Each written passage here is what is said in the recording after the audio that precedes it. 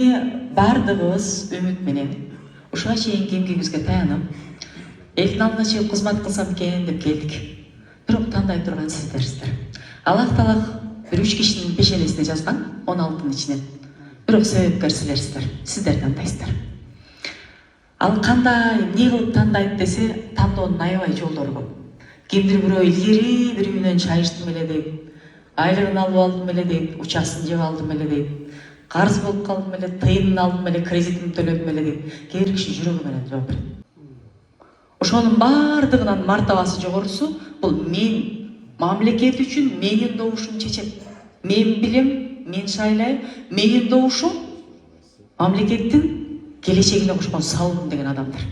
Ошондой адамдар бар үчүн шайлоолордо, ушундай өнөктүктөрдө арабызда таза, элге кызмат кылган, жүрөгүндө иманы бар, билими татыктуу адамдар шайланып барышат. Филолог илимдеринин кандидаты, тележурналист, практикалаган юрист-адвокат, 2 жолдук шаардык кеңештин депутаты катары, эң көп чекиге жанагы мекендештерге чакырылган спикер катары, 20 жылдык тажрыйбасы бар университетте мугалим катары, мамлекеттик кызматты дагы, бизнесте, жеке секторду да көргөн адам катары бараткан максатымдын негизги баалуулугу мамлекетибиз аракет кылып жолду салып заводду кургандай эле болду. Моундай отелдер мурун жок эле. Кече барсак Алайкунун башында сонун клубдар курулуптур.